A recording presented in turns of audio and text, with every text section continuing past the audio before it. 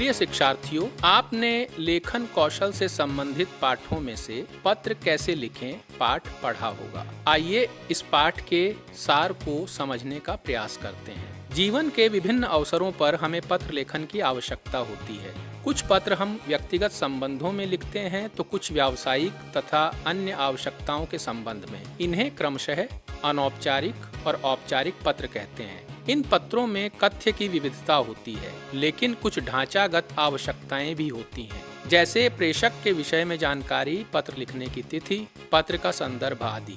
औपचारिक पत्रों में व्यक्तिगत भावनाओं को व्यक्त करने की गुंजाइश नहीं होती।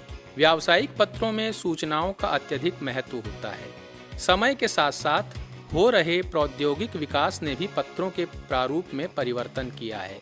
इंटरनेट पर ईमेल तथा मोबाइल पर SMS पत्रों के ही नए रूप हैं। इनकी लेखन कला भी भिन्न है।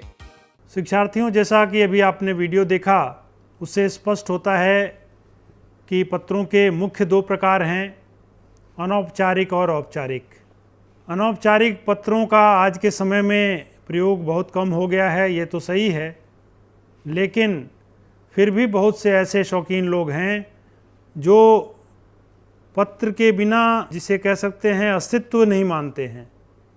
जैसे बहुत से साहित्यकार हैं, बहुत से ऐसे विद्वान हैं जो आज भी पत्र व्यवहार करते हैं, और जो पहले हम भी पत्र लिखते थे उसके एक एक शब्द में उसका जो प्रभाव होता था वो बड़ा ही मार्मिक होता था, और हम एक पत्र को कई बार पढ़ते थे क्योंकि वह हमारी संवेदना को छूता था और हमारे मन मस्तिष्क में आनंद की सृष्टि करता था। अनौपचारिक पत्रों का जो एक व्यापक संसार रहा है उससे हम नकार नहीं सकते। साहित्यिक विधा में पत्र का एक विशेष योगदान रहा है, उसकी एक अलग विधा, पत्र विधा चलती रही है। जब हम औपचारिक पत्रों की बात करते हैं तो उसका सबसे ज़्यादा प्रयोग कार्यालयों में होता है, क्योंकि दैनिक कामकाज में एक कार्यालय से दूसरे कार्यालय के बीच जो संवाद स्थापित किया जाता है उसका सबसे सशक्त माध्यम कार्यालयी पत्र ही होते हैं। उसके भी अनेक प्रकार हैं। उसमें कार्यालयी पत्र होते हैं जिसमें आदेश होता है, अधिसूचनाएं होती हैं, और न जाने इस तरह से कितने परिपत्र आदि भेद उसके किए जाते हैं। तो पत्र लिखने की जो कला है उसको जानने के लिए पत्र के जो अंग हैं उनको जानना बहुत ज़रूरी है, क्योंकि उसका एक प्रारूप होता है। उस निश्चित प्रारूप में अगर आप पत्र नहीं लिखेंगे तो उसे गलत माना जाता है। उसके मुख्य जो प्रारूप हैं वो मैं आपको बताना चाहूँगा। सबसे पहले उसमें पता और तिथि लिखते हैं। जहाँ से आप लिख रहे हैं, दिल्ली से लिख रहे हैं तो दिल्ली लिखेंगे और आज की तिथि लिखेंगे। उसके बाद दूसरा महत्वपूर्ण जो अंग होता है वह होता है संबोधन। आप किसको संबोधित कर रहे हैं। अनौपचारिक पत्रों में माता पिता को जो संबोधन होता है उसका स्वरूप बदल जाता है, पूज्य पिताजी, प्रिय मित्र, इस तरह से अनौपचारिक पत्रों में होता है। लेकिन जब आप औपचारिक पत्रों में आएंगे तो प्रिय महोदय, इस तरह के शब्दों का प्रयोग किया जाता है। उसके बाद जब हम आगे बढ़ेंगे तो उसका जो विषय वस्तु है, मूल जो ढांचा है उसको लिखने का कौशल आना चाहिए। किस तरह से हम उस विषय को स्पष्ट रूप से कम शब्दों में जाहिर कर सकें, यही कला होती है। और जो अंतिम इसका अंग होता है समापन। समापन का अर्थ होता है कि आप मित्र को लिख रहे हैं तो मित्र को आपका मित्र लिखेंगे, पिताजी को लिख रहे हैं तो आपका पुत्र लिखेंगे। लेकिन अगर आप कार्यालयी पत्र लिख रहे हैं तो वहाँ सामान्य तौर पर भवदीय शब्द का प्रयोग किया जाता है। तो इन चार अगर अंगों का आपने ठीक से पत्रों में उपयोग किया तो निश्चित रूप से आपका पत्र प्रारूप के ढंग से बहुत ही उचित होगा। अभी स्क्रीन पे आपको कुछ पत्रों के नमूने दिखाए जाएंगे जो कि अनौपचारिक पत्र के भी हैं, औपचारिक पत्र के हैं, व्यावसायिक पत्र के हैं और कार्यालयी पत्र के हैं। इनको देखकर आप समझ सकते हैं कि किस तरह से विभिन्न प्रकार के पत्रों का जो ढांचा होता है वह विभिन्न प्रकार का होता है। अब हम आपको मुख्य बिंदु एक वीडियो के माध्यम से दिखाएंगे जिसमें विस्तार से बताया गया है कि किस तरह से इसका वर्गीकरण किया गया है पत्रों का, और किस तरह से आप संबोधन लिखेंगे, उसका प्रारंभ कैसे करेंगे। ये सारी बातें आपको अभी ये मुख्य बिंदु के माध्यम से स्पष्ट होंगी। पत्र दो तरह के होते हैं, औपचारिक पत्र और अनौपचारिक पत्र। अनौपचारिक पत्रों को व्यक्तिगत पत्र भी कहा जाता है। औपचारिक पत्रों में व्यावसायिक पत्र आते हैं जिनमें पुस्तक विक्रेता को लिखे गए पत्र, बैंक मैनेजर आदि या इनके द्वारा परस्पर लिखे गए पत्र होते हैं। औपचारिक पत्रों में ही आवेदन पत्र भी आते हैं जो अधिकारियों को लिखे जाते हैं या कार्यालय के लोग आपस में लिखते हैं। कार्यालयी पत्रों में कार्यालयी संस्था आदि द्वारा परस्पर या किसी व्यक्ति को पत्र लिखे जाते हैं। अनौपचारिक पत्रों में कई तरह के पत्र पाए जाते हैं जिनमें बधाई पत्र, धन्यवाद पत्र, शुभकामना पत्र, निमंत्रण पत्र, संवेदना पत्र या ऐसे ही अन्य पत्र आते हैं। पत्र के अंगों पर चर्चा करते समय इन बातों का ध्यान रखना चाहिए। पता और तिथि, संबोधन तथा अभिवादन, विषय वस्तु, इसके बाद समापन। संबोधन भी औपचारिक और अनौपचारिक पत्रों में अलग अलग ढंग से पाए जाते हैं। अनौपचारिक पत्रों के संबोधनों में जब संबोधन किया जाता है तो बड़ों के लिए पूज्य, पूजनीय, आदरणीय, श्रद्धेय आदि शब्दों का इस्तेमाल किया जाता है।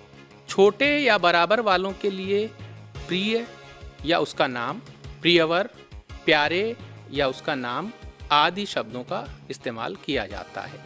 कार्यालयी पत्रों में संबोधन प्रायः नहीं होता। अर्ध सरकारी पत्रों में प्रिय के बाद नाम या महोदय शब्द का इस्तेमाल होता है। व्यावसायिक पत्रों में प्रिय के बाद नाम लिखा जा सकता है या महोदय लिखा जा सकता है या प्रिय महोदय भी लिखा जा सकता है। अनौपचारिक पत्रों में अभिवादन, बड़ों के लिए नमस्कार, नमस्ते, प्रणाम, आदाब, सत श्री अकाल आदि, इसके साथ साथ चरण स्पर्श आदि। छोटों के लिए स्नेह, शुभाशीष, आशीर्वाद, चिरंजीव रहो, खुश रहो, सदा सुखी रहो, प्रसन्न रहो आदि। औपचारिक पत्र संबोधन के बाद तुरंत शुरू हो जाते हैं। विषय वस्तु के अंत में आने वाले वाक्यांश, शब्द शेष अगले पत्र में अपना ख्याल रखना, हार्दिक शुभकामनाओं सहित सधन्यवाद, पत्रोत्तर की प्रतीक्षा में आदि का प्रयोग किया जाता है। समापन शब्दों को हम इस तरह से भी देख सकते हैं। अध्यापक को अक्सर आपका आज्ञाकारी शिष्य लिखा जाता है। माता पिता को आपका बेटा अथवा बेटी लिखा जा सकता है। मित्र को तुम्हारा अथवा तुम्हारा मित्र लिखा जाता है। छोटों को शुभ चिंतक या शुभेच्छु आदि लिखा जाता है। निमंत्रण पत्रों में समापन शब्द अलग ढंग से होता है, जैसे दर्शनाभिलाषी, और औपचारिक पत्रों में समापन भवदीय या आपका होता है। आवेदन पत्र में समापन शब्द होते हैं भवदीय, प्रार्थी, विनीत। प्रिय शिक्षार्थियों, पत्र लेखन के संदर्भ में कुछ बातें जानना अनिवार्य है। व्यक्तिगत भावनाओं की अभिव्यक्ति तथा परिवार की बातें अनौपचारिक पत्रों में होती हैं। औपचारिक पत्र या तो कार्यालय से संबंधित होते हैं या व्यावसायिक। पत्र में पता जरूरी है। पहले पता व दिनांक दाईं ओर ऊपर लिखे जाते थे, पर अब इन्हें बाईं ओर भी लिख दिया जाता है। आत्मीय संबोधनों जैसे प्यारे भैया, मेरी प्यारी माँ आदि के बाद कई बार अभिवादन का शब्द नहीं लिखा जाता। संबोधन के बाद अल्प विराम का प्रयोग किया जाता है। अभिवादन के शब्द के बाद पूर्ण विराम या संबोधन चिन्ह अवश्य लगाया जाना चाहिए। समापन शब्द संदेश की समाप्ति के बाद नई पंक्ति में लिखा जाता है। इसके बाद अल्प विराम या निर्देश चिन्ह लगाते हैं। समापन शब्द के नीचे हस्ताक्षर नाम लिखा जाता है। अनौपचारिक पत्रों का विशिष्ट गुण है अंतरंगता। औपचारिक पत्रों का विशिष्ट गुण है संक्षिप्तता और स्पष्टता। ईमेल में पत्र का प्रारूप वही रहता है, पर उसे संक्षिप्त रखा जाता है। SMS लघु संदेश हैं, इनमें सिर्फ उतना ही लिखते हैं जिससे संदर्भ स्पष्ट। अभी आपने विद्यार्थियों जो वीडियो देखा उसमें विस्तार से पूरा वर्णन किया गया है कि किस तरह से पत्रों का स्वरूप होना चाहिए। इसके बाद एक महत्वपूर्ण बिंदु जो उभर कर आता है वह है कौशल विकास का। भाषा और साहित्य आपके कौशल का विकास करता है, केवल भाषाई विकास नहीं होता बल्कि वह आपके पूरे व्यक्तित्व को निखारता है। जैसे पत्र लेखन को अगर हम देखें तो पत्र लेखन क्या करता है, आपको आपकी जो व्यक्तिगत भावनाएं हैं उसको समझने और प्रकट करने की क्षमता का विकास करता है। आप किस तरह से सोचते हैं, चिंतन करते हैं, व्यक्तिगत भावनाओं को किस तरह से प्रकट करते हैं, ये सारे कौशल आपको उभर कर सामने आते हैं। और दूसरी बात है कि सामाजिक जीवन में आपकी जागरूकता बढ़ती है, क्योंकि अगर आप संपादक को पत्र लिखते हैं, आप किसी अधिकारी को पत्र लिखते हैं, तो जो सामाजिक जागरूकता है, समस्याओं के प्रति आपका जो अलर्टनेस है वो दिखाई देता है और आप सामाजिक चुनौतियों के प्रति बहुत ही जागरूक हो जाते हैं। तीसरी बात जो उभर कर आती है कि समस्याओं के प्रति हमारा जो दृष्टिकोण है वह व्यापक बनता है, क्योंकि हम जब लिखने बैठते हैं तो विभिन्न समस्याओं पर चिंतन मनन करते हैं और तब समस्याओं के अनेक रूप उभर कर सामने आते हैं। व्यावसायिक जीवन में पत्र व्यवहार का बहुत ही लाभ है, क्योंकि जब आप कार्यालय में कार्य करेंगे तो आप देखेंगे कि आप पत्र लेखन में माहिर होंगे, आपको उतनी सुविधा होगी और आप अच्छी तरह से अपनी बात को अभिव्यक्त कर सकेंगे। आज के समाज में अगर देखा जाए तो पत्र लेखन में जो नवीनता आई है, इसमें ईमेल और एसएमएस आदि नई तकनीकों का जो प्रयोग हुआ, उसको अपने जीवन में उतारने के लिए भी आपको पत्र लेखन कला, अभिव्यक्ति कला का विकास करना जरूरी है। संक्षेप में हम कह सकते हैं कि पत्र कला का हमारे जीवन में बहुत ही महत्व है और यह पत्र हमारे व्यक्तित्व को निखारता है, हमारे व्यक्तित्व को एक नया रूप देता है, क्योंकि इसके माध्यम से हमारी कुशलता का विकास होता है और हम एक कला से परिचित होकर जीवन के विभिन्न क्षेत्रों में सफल होते हैं। तो इस तरह से शिक्षार्थियों, आज हमने विस्तार से पत्र लेखन कला पर विचार किया और हमें उम्मीद है कि अगर आप इसका पालन करेंगे तो पत्र कला के जो गुण हैं उसको अपने अंदर विकसित करेंगे और जीवन में सफलता की ओर अग्रसर होंगे।